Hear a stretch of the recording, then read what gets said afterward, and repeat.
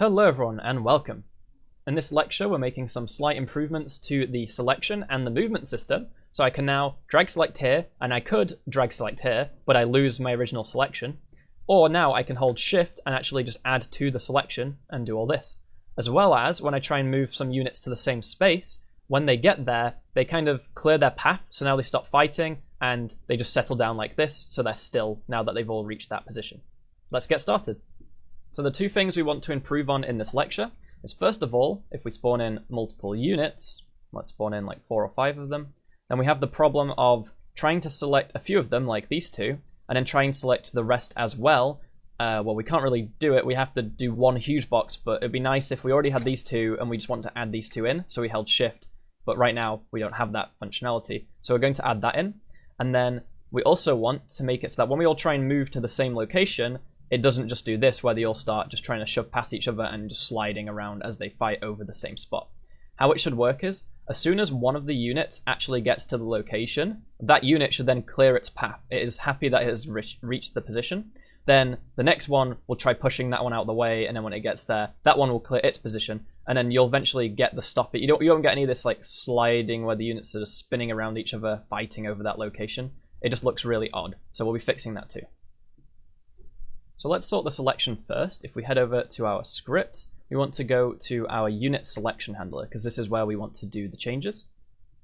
And in here, if we look down, let's try and figure it out. So this is where we start our selection area, where we press our button. And the first thing we do when we press the button, the left mouse button, we actually loop over and deselect all of our units and then clear the list. So this is the bit we don't actually want to do if we're holding a particular key to keep going. Because if we hold this key and just, have this inside an if statement, then everything else can continue to happen. So you can start the box, store the start position, start doing the whole box thing again. And if we look down to when we finish, all we do is we just loop over and add them all, so you can just add to the already selected units. If we go back up, let's go to here and add in an if, so we can say if, and let's give it a keyboard dot current, and what key should we use? Let's say, I like left shift for this, so left shift key, and dot is pressed. So if it's held down at the point of, dragging, then we want to run this code. Or well, actually, if we're not holding shift, we want to deselect and clear. So let's make sure it's a not, put this in, and there we go. So now that this works, it will cause some other problems, because if we just held shift down and kept drag selecting the same unit or units, then it wouldn't clear and deselect, it would just keep adding and selecting. And every time we select, we enable the little green circle. So by calling that again and again, it's not really doing anything wrong, But yeah, again, you don't want to, like, imagine you had some other code to play a sound effect when you select a unit. You don't want it to keep playing that sound effect every time you shift select over the same unit. So we want to only call this stuff if it's not already in the list. So because this whole thing here is trying to determine whether we're selecting a unit or not, we can just write at the start of this thing, say if units, or well, selected units, dot contain. So if that list contains this unit that we're trying to select over, then we want to continue, which just means go to the next iteration of the loop. I think we can go give this a test now. If we head back into Unity, we can just test it on our own host machine. We don't really need the other player there to actually see if this all works. So we can hit play, host, let's make it full screen. And then if I spawn in a tank, and spawn in a few tanks. Let's see.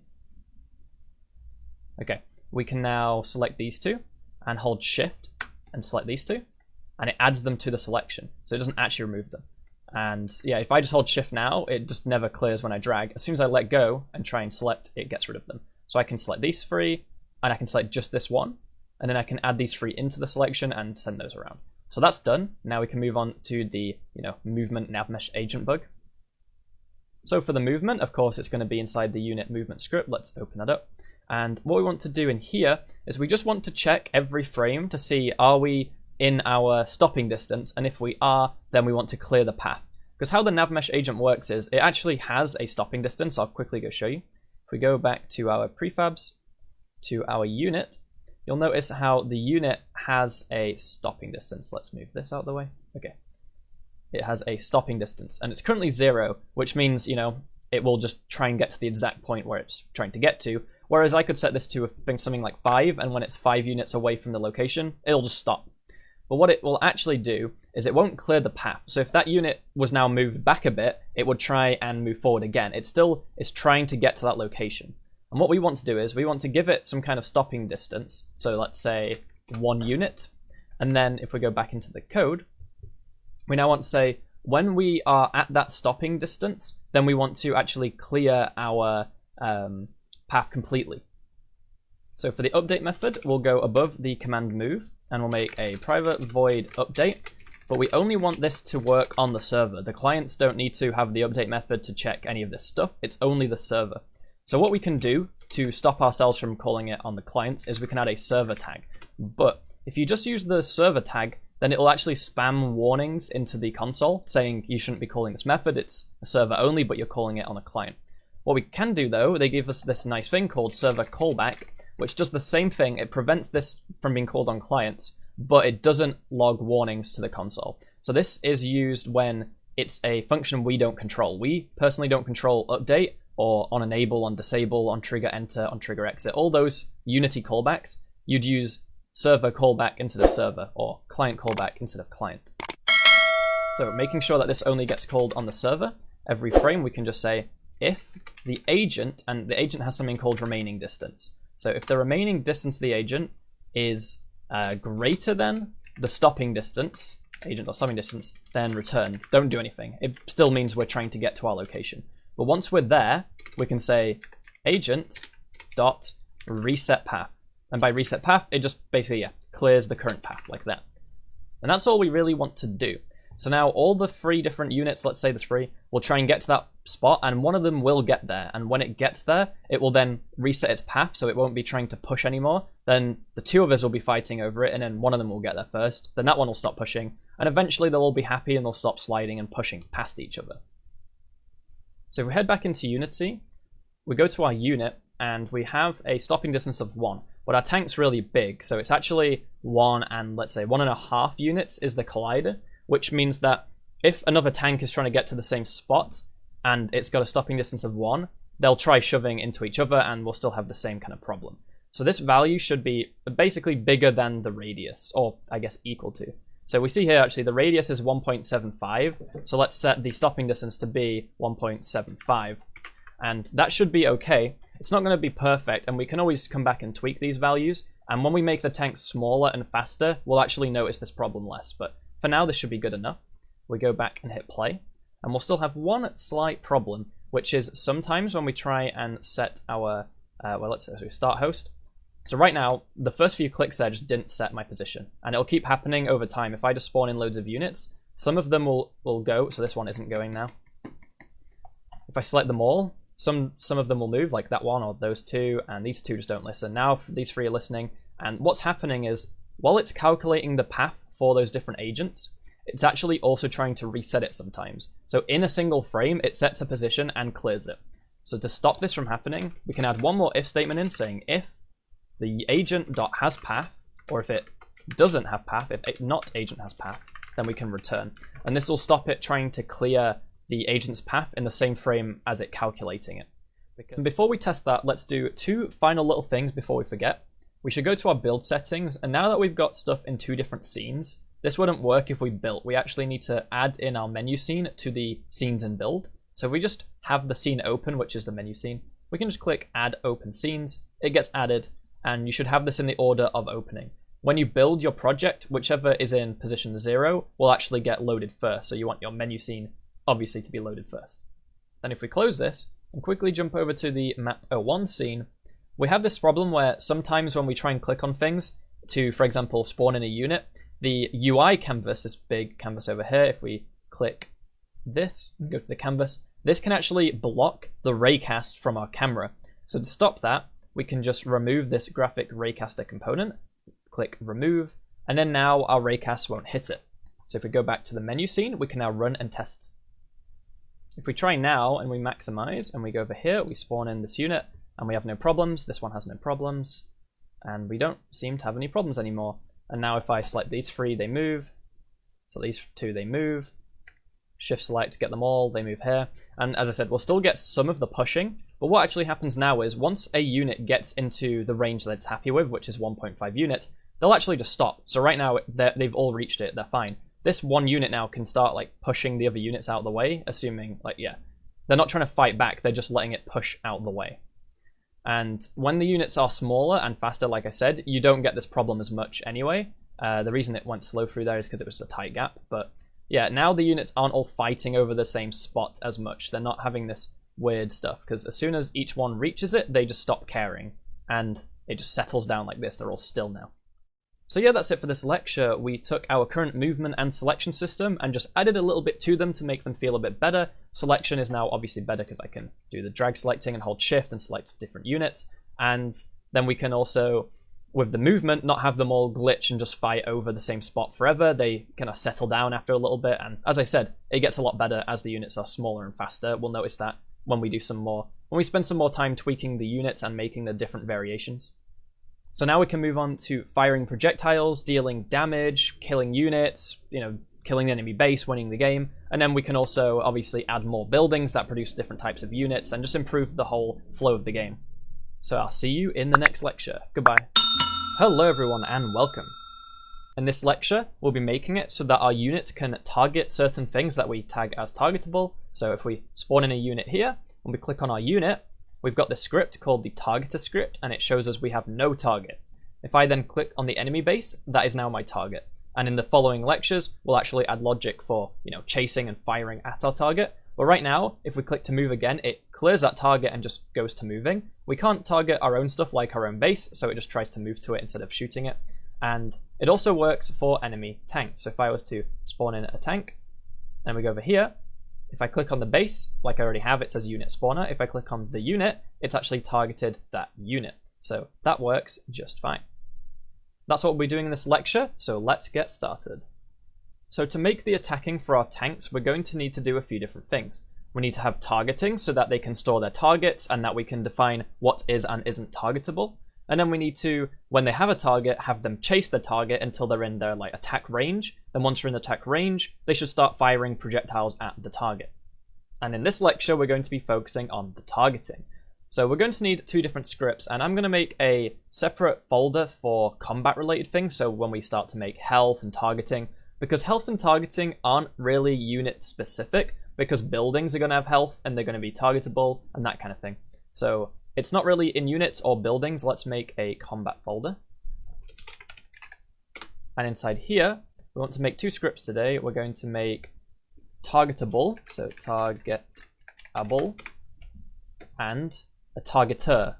So targeter, it's just being a bit slow as it compiles the first script. Targeter.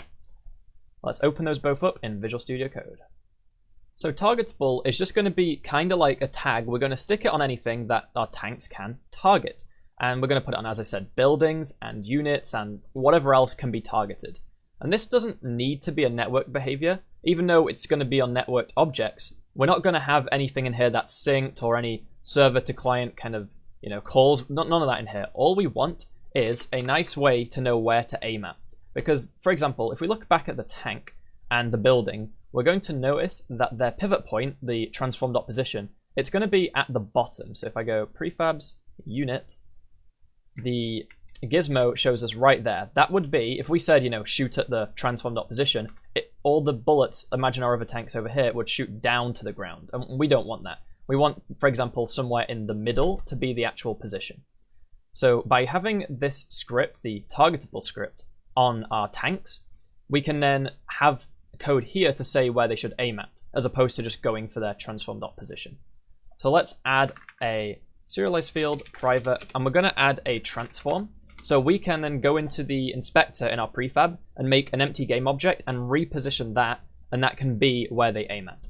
So we'll say aim at point, and then we want a way to be able to get this, because right now it's private. This script, other scripts need to read from. So let's make a getter. So a public transform aim, we'll say get aim at point, the point which they aim at, and we're going to just return the aim at point. If we go back, like I said, a quick example of how this works would be to stick on to the tank a targetable, because this is something that can be targeted, and it needs this aim at point. So what we can do is we can make like an empty game object. We can then add on to this, we can call it like aim at point. And let's just reposition it to be somewhere in the middle. So, you know, this seems pretty good as a place for enemies to aim at. We'll just leave it there, maybe 1.25. And let's just go and drag that in to the aim at point. So now, whenever we write code to attack, we're not going to say go for the unit's transform.position. We'll say go for the targetable.aim at point, which is more centered. Let's go back to our assets, to scripts, combat, and targeter. So for the targeter script, it will be on all the units, and just like with the movement script, if we look over in the command giver, we'll try and say loop over all the selected units and move to a point. But instead of move to a point, we'll say get the targeter script and set the target. But this will be over the network because it's a command. We're going to say from our machine, we want to tell the server, hey, I want to target this unit. But the problem is when we say we want to target a certain unit, we've got to send that over the network. And it's very easy and built in, I guess, to send a vector free, just, you know, XYZ. But to send over a targetable, it's not that simple. It almost is that simple, but what happens in Mirror is you're allowed to send over a game object. So for a command, you can send a game object, so long as it has a network identity, so long as it's a networked object. And what Mirror does is it figures out, okay, that particular target on your machine has that network identity, so on my machine, it's this one. Because obviously there's no hard link between your two instances of the game. You know, you're just both running a single player game, really, and you're just syncing state every so often and calling functions on each person's machine. So the tank on your machine and the tank on their machine are kind of different. So Mirror knows which is which because they both have a network identity on them. So over in the targeter script, we need to make our command to set the target. So obviously this is a networked object because we're doing commands. So network behavior, import Mirror. And then want to say, well, let's first of all make a method, which is a command. And we'll call it, let's say, CMD set target. So the client is going to tell the server, this is what I want the target to be. And it's going to pass in a game object. So game object, target, game object. That's what we want to target. Now we need to validate that this object actually has the targetable component on it. So if it doesn't, if not, target game object dot try get component. So that return true or false based on whether it does or doesn't have the component. So if it doesn't have the component targetable, then return. But we need to say here, because it's a method, so method. If it does, then we'll refer to it as target. So let's say target. If the game object being sent to us does not have the targetable component, return. If it does, take this target and we can, let's say, store it privately. So let's make a private target here. It also filled the name, target. And then we'll say here, this dot target equals target. Or if you don't like using this dot because it gets confusing, we can just call this like new target instead. And then here we can just say target equals new target. There we go. Now, so we can see this in the inspector and test it later. Let's make this not be private for now. Let's just make it serialized field private, just so that we can actually see what it is. And then by the end of this lecture, we'll just remove this. It's purely for testing so that we can see it working. And we're also going to want a method so that we can actually clear the target, because in RTSs, usually if you click a target and then you target it and you start moving towards ready to attack, and then let's say you issue a move command, so you click somewhere else, it will actually clear the target and just stop all that. So the way I want to do this is in our movement script, when we say, let's look, command unit movement, when we say command move, so we're setting a new move, we're going to tell the target script, the targeter script, to clear its target, because we're saying, you know, stop trying to attack, we've now cleared it to do a move. Equally, you could do it in the command giver, but it's just more network calls to do. So I think it makes sense just to keep that server side. Let's make this method. First of all, let's do actually regions, region server. So this command is being run on the server, and region client. And what we want is below the command, it doesn't really matter where you do it. We want to make a method, which is a public void clear target. And this is being called on the server. So we'll just tag it with server so that we don't accidentally call it on the client. And for now, all it's going to do is just set target to null. We'll add a bit more to it later. But now we have a way to clear, we actually need to call it somewhere. So in our movement script, when we move, let's say, even if they click in an invalid location, I think we still want to clear the movement because at this point we've clicked to try and move. So I think it makes sense. Let's say we need reference to that script anyway. So let's say serialize field private reference to the targeter script, targeter.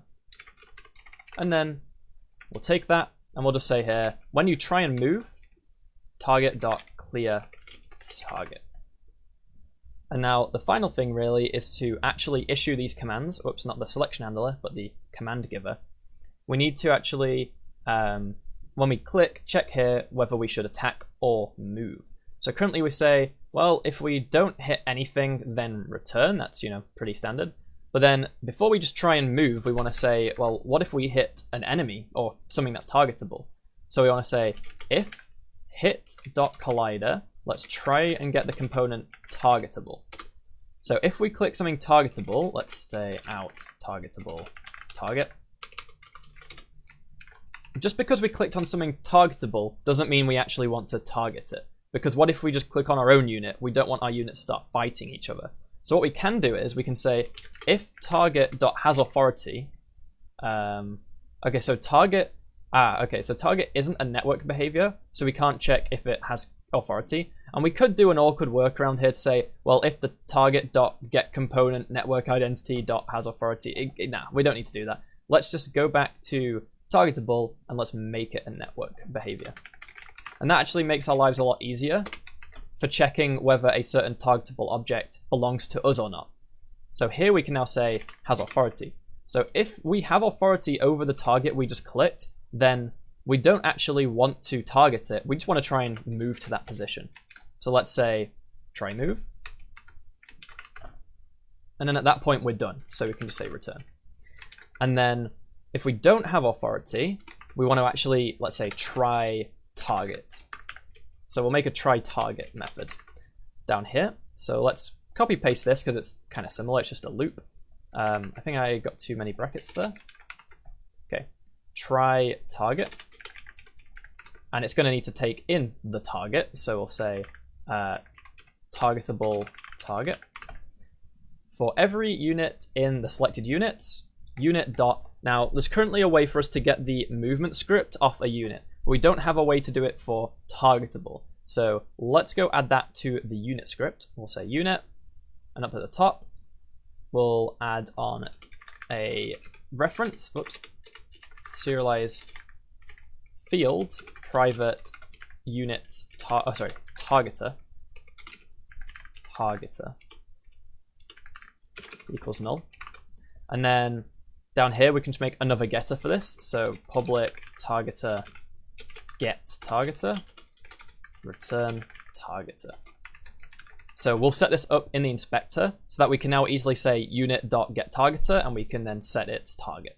So back over to the command giver, we can say here .getTargeter, and then we called it command set target, and here is our target. But it actually technically wants a game object here, so let's say game object, and then up here there's a little bit more. We need to actually pass it in, so let's pass in the target. And if this happens, then we return because we're done. And then finally, if all else fails, we just want to move. So this means if we don't click on a targetable thing, we want to try moving. If we do click on a targetable thing and we own it, we also want to try moving because we don't want to attack our own targets.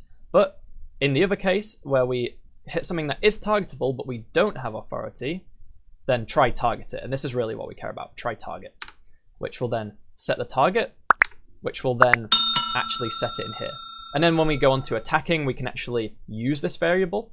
But for now, we've got a system to actually store targets and clear them when we try and issue a move command. Back into Unity, and now I think it's time for your challenge. So I'd like you to try and set up the unit and the base. The reason I put the base here is because the base is also targetable as well as the unit. So I'd like you to add the targeter component to the unit so that it can actually target things. I'd like you to add the targetable component to both. Now we've already added it to the unit, so really you just need to now add it to the base so the base can be targetable.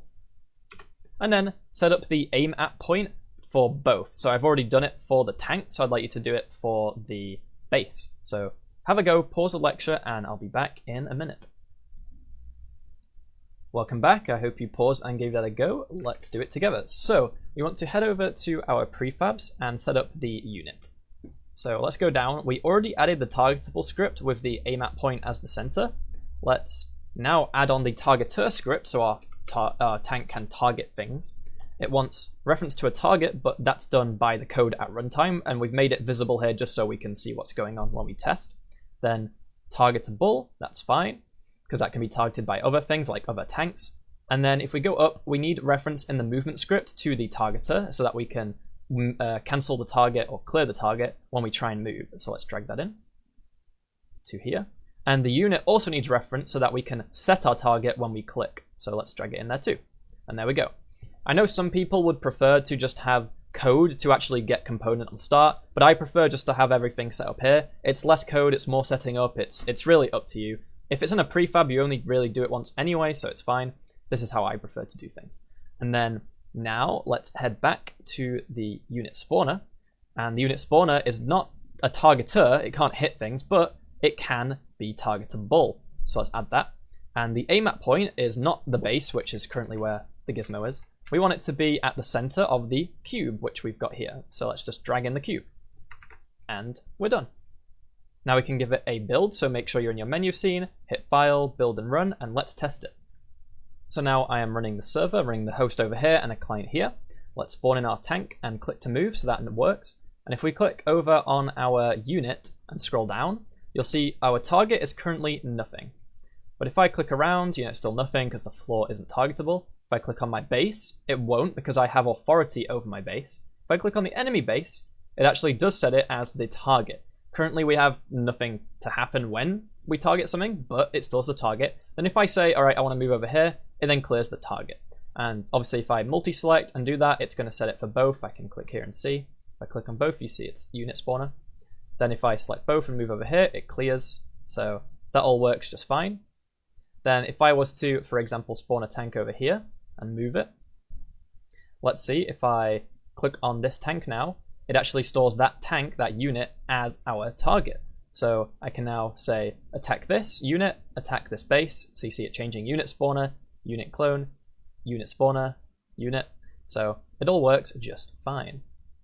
And that's going to be it for this lecture. We've now got targeting working. So we can now move on to having chasing. So when we click the base and the other unit right now, nothing actually happens apart from storing a target. But we want our units to move, but not from wherever we click on the ground. It should move to get in range of that target. And so long as we have that target, it should keep moving to get in range. So if I select this unit and then it runs away, my unit should run after it. So we'll be making that work in the next lecture. And then we'll move on to firing when we're in range and the other fun things. Well done for getting through this lecture, and I'll see you in the next one. Goodbye. Hello everyone and welcome.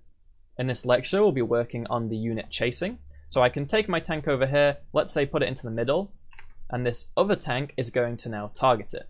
It's now in attack range. So if I take this tank and I start running away, this one's now going to chase me, and it'll just keep chasing and chasing and chasing unless I issue a move command, in which case it cancels and now I can move wherever I like. That's what we'll be doing in this lecture. Let's get started. So to make the chasing, we're going to want to head over to the movement script. So let's go down to scripts, units, and unit movement. And then inside here, this is where we already do movement, and we want obviously to chase the enemy that we target, whether that's a building or an actual unit, we want to chase it. And we also want to keep chasing it as it moves. If I've selected an enemy tank and they start running away, I want my unit to keep chasing that. So we're going to want to do that in update because we do need to check every frame where our target is, assuming that we have one, and then move towards it. But right now we can't really check if we have a target because in the targeter script, target is serialized field private, we can't actually access it. And I said in the last lecture, we actually don't want this to be serialized field anyway, we don't need to see it in the inspector, that was just so we could test it. But now it's private and we still need a way to get it. So we're going to make a getter. So what we'll do is we'll make up here a public targetable get target, and we'll simply return the target. And also in here, we don't really ever need client logic. All the targeting is on server side, so we can just get rid of these regions. They're not really going to be necessary. So that's it for the targeter script. We now have an easy way to get the target. If we head back over to the unit movement script, now we can check in here targeter.getTarget, and we can check basically whether it's null or not and how far away it is, and we can move accordingly. So this logic here is kind of for normal movement. It's not for chasing. So we're going to want to put some code here for chasing. So what we'll say is we'll say if the targeter.getTarget, if that is not null, which means if we do have a target, then run this code. And obviously if we don't, then we do this. And we'll stick a return in here, because if we've got a target and we're chasing, we don't need to think about any of this logic, so we can just stop. But we want to write some actual logic here. So we want to do two things here. We want to say if we're too far away from our target, then chase until we're in a certain range, then we can stop. So we want to have chasing and stopping. So let's say if, and this if is going to be if we're needing to chase. We want to chase, and then we want to say else if, and then we want to stop chasing. So to stop chasing, we just need to reset our path like we did down here. That will stop the agent from moving. So agent.resetPath. And then up here, the actual chase logic is we want to set the agent's destination, just like we do down here in the movement. But we want to go to wherever the target is. So we can say targeter.getTarget.transform.position. And calling getTarget, even though it won't make any lag, really, you're not going to notice anything. Just to optimize it a little bit, it would be best if we cached it, so we stopped having to call the getter like multiple times in the same method. So let's just say over here, we'll say targetable target equals targeter.getTarget. So we're going to cache that there. And it's also just less code for us to write now. We just say this, and we just say this. So we're going to say go to the target transform position. But now for the conditions, because we need to check here about the range. So let's actually set up a range at the top. We'll set a range of, so let's make it a float, and we'll call it chase range. And we'll set it to something like 10 for now, just 10 units. So if we're outside of 10 units, then we will chase the thing we're targeting. And if we go down here, we want to check if the distance between us and our target is greater than the chase range. And there's a really simple way to do that in Unity, which is just to use the vector_free.distance method, and it returns the distance between two vectors.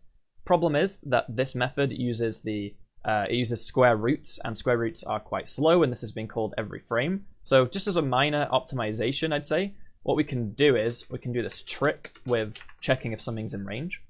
We can first of all calculate the vector between the two. So we can just say target.position, or well, transform.position minus our transform.position. And let's just wrap that in brackets.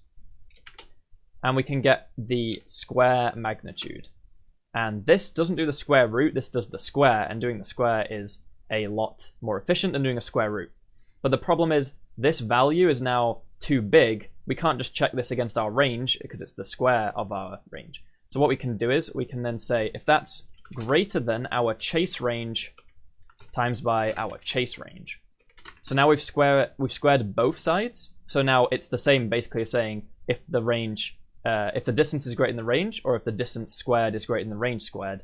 So this will be absolutely fine. This does work, and it also doesn't do square roots, meaning it's more efficient.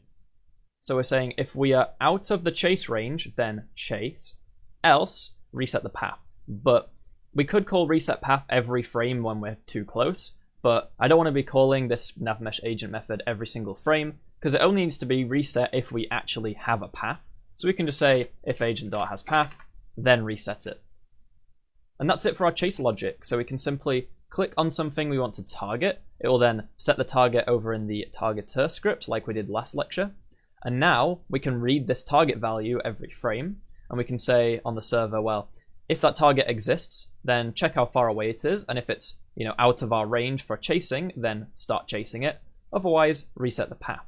And then if there is no target, then it will just do the normal logic for clicking to move. So now we can head back into Unity, and it's time for your challenge. It's a very simple challenge for this lecture, very simple lecture. Just to enter a chasing range for the unit movement. So go to the unit prefab, go to the unit movement, and set up a chasing range. So obviously that is how far away we will stop chasing. So when we get into that range, we just stop moving. And just keep in mind, we're probably going to set that value to be slightly lower than the attack range, because if we put them both as the same range and then we move on to our attack logic, and our attack logic will say something like, if the distance is less than the attack range, then attack. But the problem is, if the unit stops exactly on the chase range and the attack range is the same, you might get some inconsistencies where it thinks you're, the chasing range, you're in range to stop chasing now, but you might not be in range to attack. There are some problems if those values are exactly the same. So I'd recommend putting the attack range slightly higher so you don't get any of those problems. And as I said, we haven't got attack range just yet.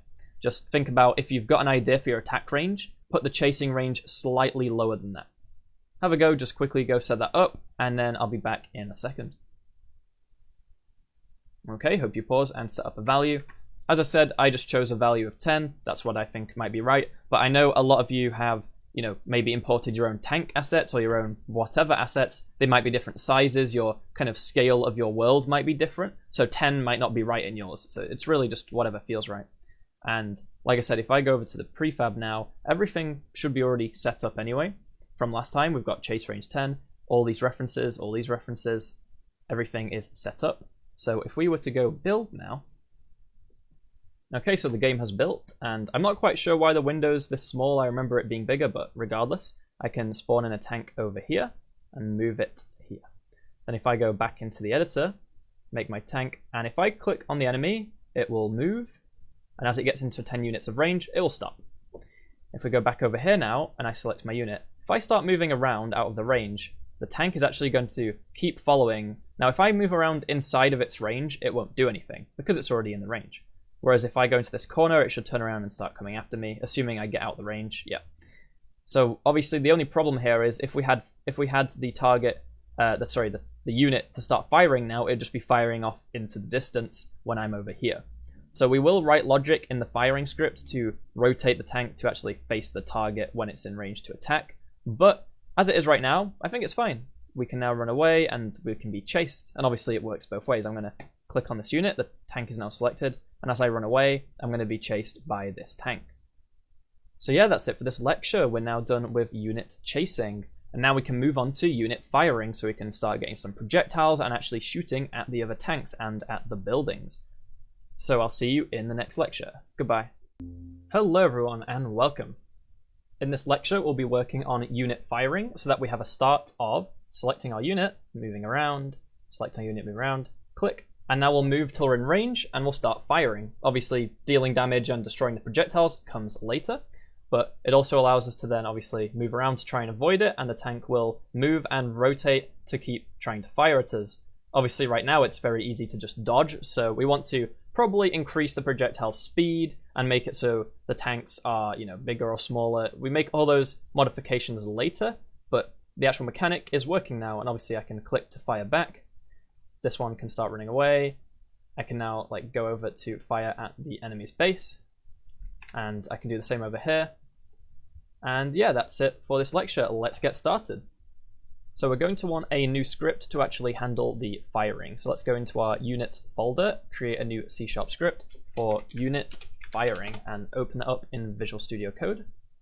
So unit firing is going to be a network behavior because we need server-side logic. So network behavior, let's import mirror, get rid of the built-in methods.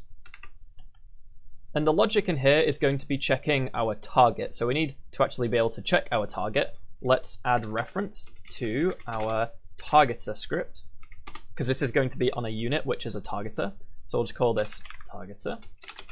And we're also going to want reference to a projectile to spawn in. So let's add a reference to a game object, which we'll call the projectile prefab. as well as somewhere to actually spawn the projectile from. We don't want to spawn it from the transform position of the tank because that'll just be in the ground. We want it to spawn from like maybe the end of the barrel. So let's add reference to a transform, and we'll call this the projectile spawn point, like so. We'll also want some settings on here, so each thing that fires will have some kind of range and fire rate. So let's add a float for the attack range, or maybe the fire range. And I'll just set this to 5 units by default, but we'll obviously change it in the editor for each tank. We also want a float for the attack speed, so I'll call this the fire rate. And we'll set this to maybe be 1. So this will be just how many projectiles per second.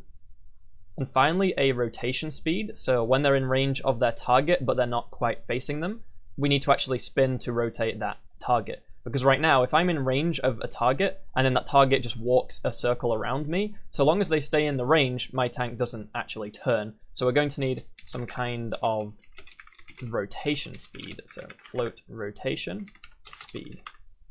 And I'll set that equal to something like 20F. And for actually dealing with the attack speed or the fire rate, we're going to need to store privately the last time we actually fired a shot, so then we can figure out when it's time to fire the next one. So let's store a float for the last fire time.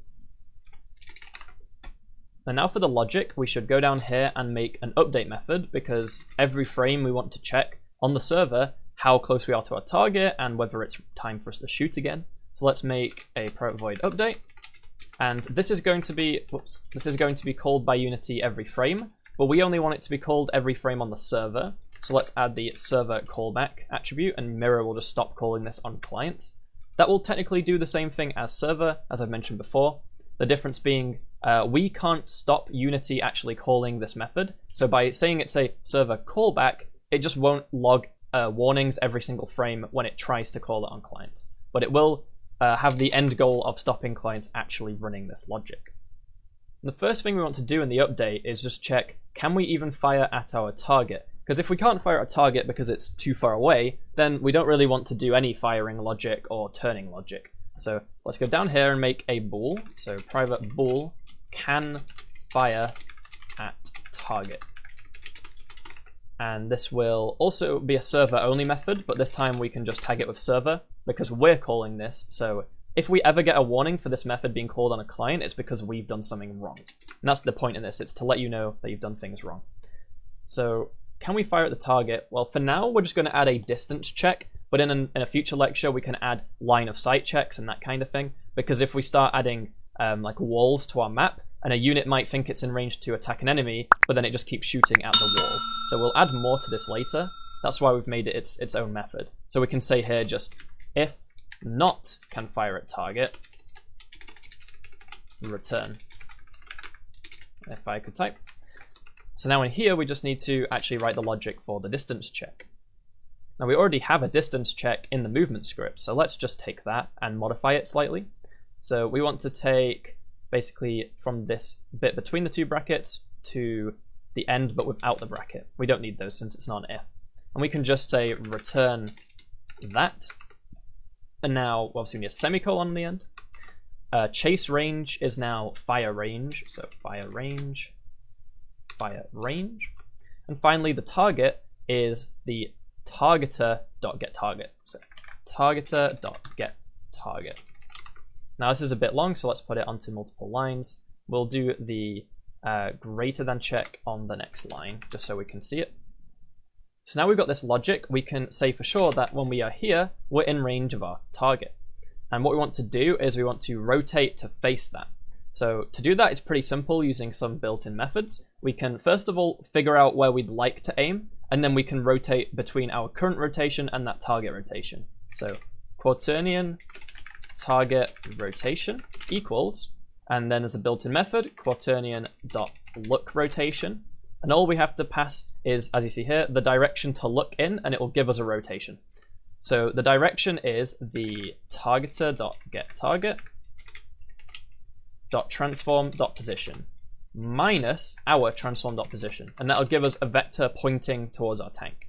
And that's going a bit too long on the line, so let's just bring it down to the next line, like so. And now we want to rotate between our current rotation and this target rotation. So how we're going to do this? Well, we need to use something called rotate towards. So let's set our rotation, transform.rotation, to be equal to, and then there's another built-in method, quaternion.rotate towards, and it wants basically from and to, which is current rotation and target rotation. And then max degrees delta is just how many degrees max should we go. So that's going to be our speed times by time.delta time, because we want it to be frame rate independent. So our current rotation from is transform.rotation. Our target is target rotation. And our max degrees delta is our rotation speed, so rotation speed, multiplied by, and then time.delta time, which is how long it took to do the last frame. So if you're on a higher frame rate, you should obviously rotate less per frame because you're running more of them. And likewise, if you're running fewer frames because you're lagging, then each frame you do run, you should rotate more to make up for that. So let's put that onto a new line so we can, again, see it. So that will handle our rotation. And now we want to handle the actual firing. So to do that, we need to basically check what time it is. So we can say if the time.delta time, sorry, time.time. So that'll give us an actual time, how long our game has been running for.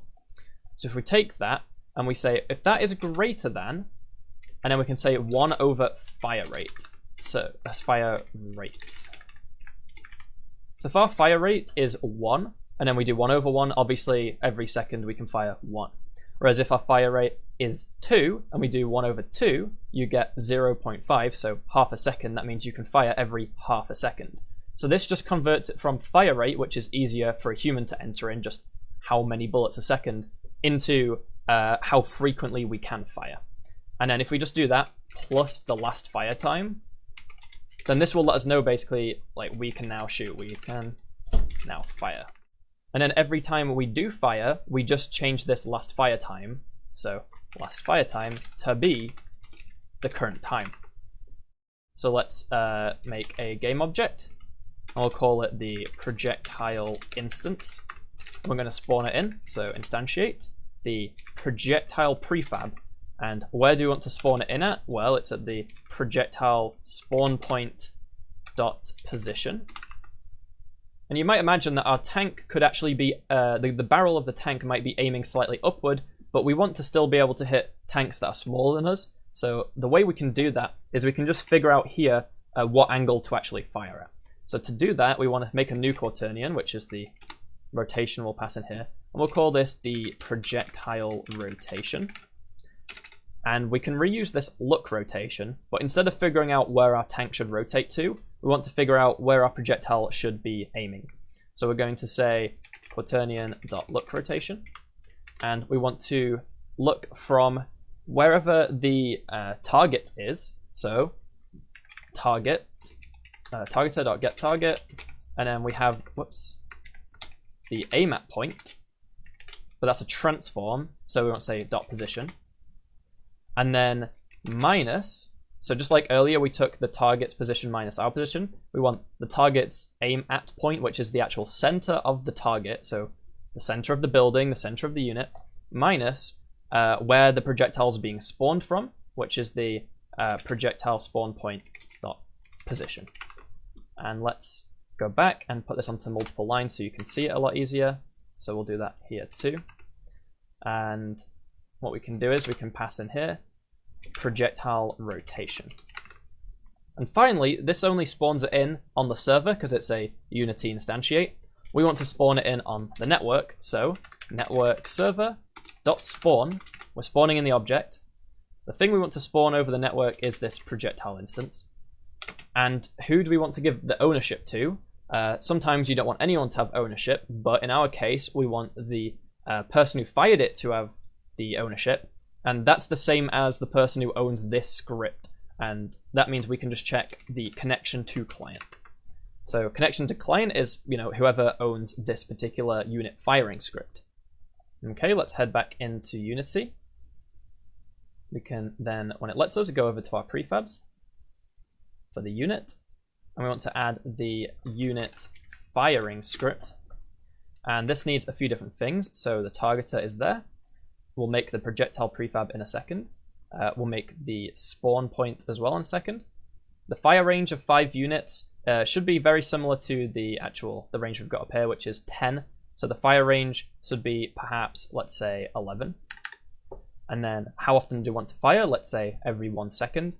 And the rotation speed should be fine for now. So to make the spawn point, we'll just create an empty game object. And all we want to do is just position it well. So if I go to the side view and go like this, I want to put it this high up and this far across, maybe here. And then if we go for a front-on view, yeah, we can just have it like this. I mean, maybe you even want your tank to fire 2 projectiles, but the way I see it, this is just fine. Okay, click that again. And now that that's in a good position to fire, we want to scroll down, drag that in to the spawn point, and I'm going to rename it just like projectile spawn point. And now I think it's time for your challenge, which is to set up the projectile. So I want you to make a new projectile prefab. So just make a new sphere, for example, and add that to your project as a prefab. Add a network identity component to it so that it actually allows us to spawn it over the network. Remember to add it to our network manager. There we have a list of spawnable prefabs, so just add it to that list there. And then finally, set it as the projectile that we should use in the unit firing component that we just started setting some things up in. So have a go, pause the video, and I'll see you in a minute. Okay, I hope you paused the video and gave that a go. Let's head back over. So to create our projectile, we just want to go to the scene, create a new sphere. I'll probably shrink it a little bit because I imagine this will be quite big. So let's say, I don't know, 0.75. Reset the position. And for now, we can leave all these things on it. We want to then take this sphere and rename it. So we'll just call this projectile. Because we'll come along later and make more kinds of projectiles. But for now, this is our projectile. Delete. Actually, no, sorry, before deleting, let's add a network identity. And I like to put these at the top. But yeah, for me to do that, I'd have to do it in the prefab. So let's just open that up in the prefab mode and drag it to the top. And now we've got that. We can add it to our network manager in this list of spawnable prefabs, drag in our projectile, and save that. And finally, inside our unit, in the projectile prefab, we want to drag in the projectile prefab. So that's the setup of the projectile done, but we want to do one last thing, which is make a simple script that just fires the projectile off, because right now it spawns it in, gives it the right rotation, but it doesn't actually go anywhere. So let's go back to our scripts and into our units, and let's just make a C# script for, I don't know, unit projectile. Open that up. So we'll end up adding damage to this, but for now we just want it to be fired off by adding force to a rigid body. So we'll make this a network behavior. And what we'll do is we'll say we need reference to rigid body. So private rigid body RB. And then we also want to, of course, say how much force we should add. So let's say launch force as a float equals 10F. And some lifetime so that if it doesn't hit anything in, let's say, 5 seconds, it just gets destroyed. So we'll say private float destroy after seconds. Destroy after seconds. And I'll set that to be something like 5 seconds. And for the projectiles, we're not actually syncing the transform. We're simply going to just spawn them in at the right place and add in the right force. We don't need to sync them because, as I said, they just move in a straight line with a constant speed. They don't change the velocity at all. Unlike the tanks, in which obviously they change every time we click, we need to sync that somehow. But for something moving in a straight line at the same speed, we don't actually have to sync the movement. So we can just here say rb.velocity is equal to, and we can say our forward direction times by our launch force. And as I said, we want to kind of just clean up this object if it's been alive for longer than 5 seconds. So what we can do is we can make a method that's on the server only, and we'll call it destroy self. And it's just going to network server series.Destroy. So this is how you destroy a networked object. You have to call it from the server, and we want to destroy this game object. And we want to do it after, let's say, 5 seconds. So we can make a override on start server method. So when the server starts this object, we want to call this after 5 seconds. So we can easily use this thing in Unity called invoke. We can say invoke that method, so name of destroy self. And we want to call that after how much time? Destroy after seconds. So simply everyone will launch it off, and the server will say after 5 seconds call this method, and this method will destroy the object on the server, or on the network, so everyone, it will be destroyed for everyone. Let's head back over, add it to our component, add it to our projectile, sorry, and then we can test. So if we go back to prefabs, projectile, and add on the unit projectile script, and we also need a rigid body, and we can drag that in. Mass is fine. We don't want to use gravity for this, in my opinion. And the rest of the settings is kind of up to you. For now, I'm just going to clear the mass and the drag, or maybe just leave the mass at 1. And we don't want gravity. Let's just leave this how it is. And as for the collider, we want to make it a trigger so it doesn't bounce off things. And we'll be writing code, say, on trigger enter, deal damage. One final thing before we build is if we head back over to our code, this logic says we can fire at target if we're out of the range. Obviously, the code we used for chasing was correct. We chase if we're out of the range, but firing is the opposite. So let's make this not be greater than, it should be less than or equal to. And then one other thing is we always call this every frame, but we might not actually even have a target to begin with. So if we don't have a target, so if not targeter.get target, if targeter.get target is null, then we return. And then obviously we actually use the get target twice down here. So it probably makes even more sense to, just like we did over in unit movement, we should just cache it at the start. So we can cache it here. And then here we can say if target is equal to null, return. Whoops, sorry. If target is equal to null, return. And then down here, targeter.get target, paste over that. Targeter.get target, paste over that. And now we should be done. Now we can go and build in Unity. So right now, if I go here, spawn in a tank over here, the numbers still need a lot of tweaking, but it should work on the whole. So if I click this tank over here, it will move till it's in range, and it'll stop moving and it'll start shooting. And if I move around, it will keep rotating to face me. Obviously, I can probably maybe outrun it. Yeah, it might keep missing. Because obviously you see right now, the projectiles are being fired at the tank, but the tank isn't rotated correctly. So the rotation speed could do with being increased by quite a bit. I mean, I could just change it in here for now just to see what it'll be like. So the rotation speed could be something like 180. And if we go back, then obviously while I'm moving around now, the tank's actually aiming at me the entire time. And obviously I can start firing back, and he can now start running away, and he's being shot at. I can attack this base over here. I can attack this base over here. And obviously I just clicked to attack the wrong base like an idiot. So if I go like this, now it'll start working. So they'll both move and start attacking the enemy bases. So yeah, that's it for this lecture. We now have unit firing, or at least the base of it. We still need to improve on our projectiles to collide with things that they hit and then, deal damage and destroy themselves accordingly. We also need to then add health UI, add mini-maps, and make it so that we can build buildings that produce different types of units. All those fun things are still yet to come. So I'll see you in the next lecture. Goodbye. In this lecture, we'll be making health for our buildings and our units so that we can spawn in a tank, go over to this base and attack it. And when it dies, 1, 2, 3, 4, 5 hits, then it logs the console saying we died.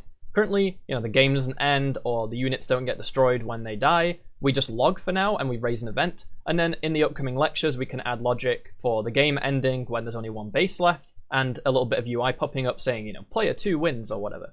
So that's it for this lecture. Let's get started. So for health, obviously the units have health and the buildings have health. And then in your game, maybe other things have health. And we don't want to have to code a new health script for every different thing that takes damage because it'll be a mess. So let's try and make a reusable health component that works for everything. The only thing that really changes from unit to building to whatever else is what actually happens when they die. Everything else should be the same. So like when they die as a unit, they just get destroyed, and then maybe they give money to the person who killed them. When the base gets destroyed, it checks how many players are left and whether the game should end and who wins. So that's the only difference. So what we'll do is we'll make a script in combat and we'll call it the health script. So let's just make health and open it up in Visual Studio Code. So inside the health script, let's get rid of the boilerplate code, and this will be a network component. So let's change mono to be network, hit control period, and add mirror. Then the one thing we want to set in the inspector is the max health. That's the one variable we need to set. So let's say serialize field private, and we'll make it an int, and we'll call it max health, and I'll give it a default value of 100. We also want a private int current health, but if it's just a normal private int, nothing happens when it changes, and the clients can change it, though it won't change for everyone else. But we want only the server to be able to change this variable, and then when it does change the variable, the client should know so that they can update the UI, the little health bars for the units, or the buildings, or whatever. So let's make a sync var, and we will add a hook to it. If you remember from a previous lecture, a hook is where we do this, hook equals, and then we can put a function so that the clients will run that function whenever the health gets updated. But for now, just leave it as a normal sync var. So we're going to have some server logic and some client logic. So let's quickly make a server region and a client region to separate our code. And then up in the server region, on start, we want to say, set the current health to the max health. That should happen when we start. So we can say override on start server. So only the server will run this on start. And what will it do? It'll say current health equals the max health. So what else do we need in here? We need a way to deal damage. Dealing damage should be only on the server. The clients will simply be told when damage is dealt to then update the UI. So let's make a server only method. And we'll call it, well, it has to be public because we need to call it elsewhere to deal damage. Public void deal damage. And we're going to take in an int for the damage amount, how much damage to deal.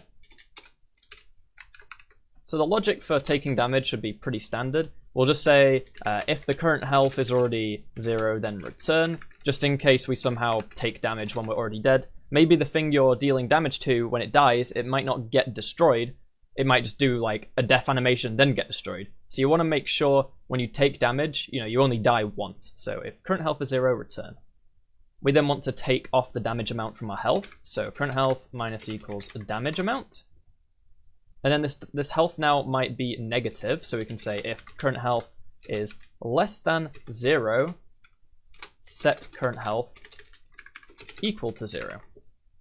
Though some of you might know a nice little way to do this entire thing in one line, a really nice way. There's a built-in method in Unity's math library for doing this. We'll say current health is equal to, and then what you can do is you can say mathf.max. And what that does is it takes in 2 values and it returns the, in this case, max, the largest of the 2. So if we put in A as, let's say, current health minus the damage, and the other one as 0, what it'll mean is it will set the health to be whatever's bigger out of these 2 values. So if the health after you've taken off the damage, if that's lower than 0, then it'll just set the health to 0. So it'll stop your health going negative. Whereas if this is bigger than 0, it'll just set the health to that. So this entire logic is just encompassed in this one function. So let's delete that now.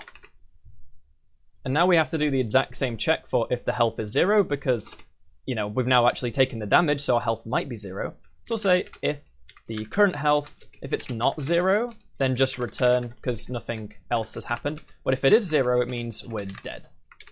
Now, like I said earlier, when we die, we don't actually want to have the death logic in here because it might vary from, units to buildings to whatever.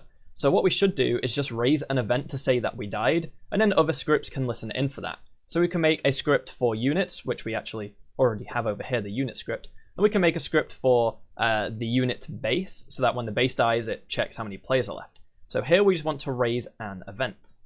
Let's go up to the top.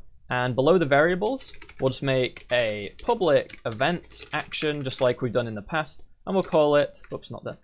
We'll call it server on die, because it's the on die event, but it's only available on the server. And let's just import system for this. Just like how we did in the unit script, we have these actions that are raised whenever a unit is spawned or despawned. We're doing the same thing here for whenever something with health dies. Let's make sure to, of course, raise the event down here when we do die. So server on die, !.invoke, question mark. Remember, just stops it throwing errors if no one is listening to this event.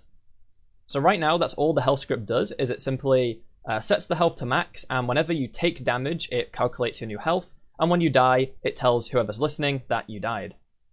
We also do want some client logic for when the health updates to do the UI, but we'll actually be saving that for next lecture because that's going to be a separate lecture for doing the health UI. So we can leave that blank for now, we'll come back to that later. And let's just, for now, debug.log, when we die, say, we died. Because right now, we're not actually focusing on what happens when they die, we just want to know that the dealing damage actually works. So what we can do now is we can go over to our projectile script, so unit projectile, and we want to add a way to deal damage in here.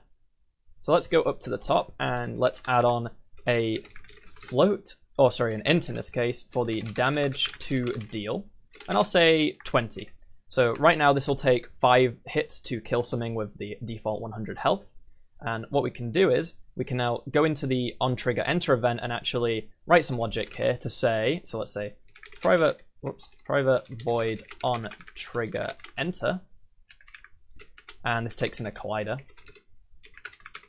This is a built-in Unity method, if you remember, so that this will get called by Unity whenever this projectile, or an object with this script on it, enters something else. And we only want this logic to actually run on the server. The clients shouldn't care about the unit collisions, the projectile collisions. So let's add a server callback attribute to tell Mirror not to call this on the clients. So the first thing we want to do is check if that thing we collided with belongs to us. So we can say if other dot, and we can say try get component. And that will, try to get the component. Which one? Well, network identity, which will let us know if it belongs to us. So if we get the network identity component off it, let's refer to it as network identity, and we'll call it, network identity. So if the other component, if the other game object has the network identity component, then let's check if it belongs to us. So if network identity dot connection to client is equal to connection to client, return. So what that means is we're on the server right now, and we've been told this projectile hit something. So we say, does that thing that we hit have a network identity component? If so, then check the connection to the client. So each network identity, assuming that it belongs to someone, will have a connection to a client. And we're saying, if that connection to client matches this projectile's connection, then return. Because that means we've hit our own unit. If they've got the same connection, it means that whoever owns this unit also owns the thing that we hit, therefore don't do anything. And then if we go down here, it means, okay, we hit something, but we didn't hit our own thing, which means, okay, we hit someone else's thing. So let's say if the other dot try get component health. So if they have a health component, let's say out health, then we can say deal damage, because of course if it has a health component and it doesn't belong to us, then we want to deal damage. So health dot deal damage. How much damage? Well, we set a variable up here called damage to deal. So damage to deal. And as well as that, we also want to destroy the projectile. So we've already got a method for doing that. So let's just say destroy self. So let's have a quick look at what we've got here. So in the unit projectile script, this is where it'll start. So we already have firing from the previous lectures. So whenever this projectile enters something, if it belongs to us, then return. So just keep going. It means our projectiles will just phase through our own tanks and buildings, but that's just to stop, you get this weird behavior where the projectiles will then start getting destroyed on your own stuff, and it just doesn't feel good. So this is the way of avoiding that. We just say don't do anything if you hit your own buildings or units. Then if you hit someone else's buildings or units, deal damage to them. And then this destroy self will be called whenever you hit anything that doesn't belong to yourself, whether that's an enemy or just a wall or a piece of terrain or anything. We want to destroy the projectile. And then when dealing damage, we say, well, if the thing's already dead, don't do anything. then calculate the new health. If they are now not dead, then return, But if they are dead, then raise an event, which we'll use later. And for now, we also just then debug saying we died. So we now want to test if hitting something 5 times kills it. Of course, those dead units will still be able to move and do everything because we have no logic saying, disable the tanks, destroy the tanks, or whatever. But as long as we can log when we die, then it means we can move on in the upcoming lectures to actually have death logic for our different units, buildings, and whatever. So let's head back into Unity. And now it's time for your challenge, which is to set up the components. So we want to simply add the health component to both the unit and the building. Then we want to set the max health value for each of those things. You can set it to whatever you want. You could leave it as 100 for now and come and tweak it all later. And same with the projectile. So you want to, we already got the projectile script on the projectiles. So just simply set the damage to deal value to something that you want to set it to. It really doesn't matter. We can come back and tweak it all later. Just get this stuff set up. Have a go, pause the video, and I'll be back in a minute.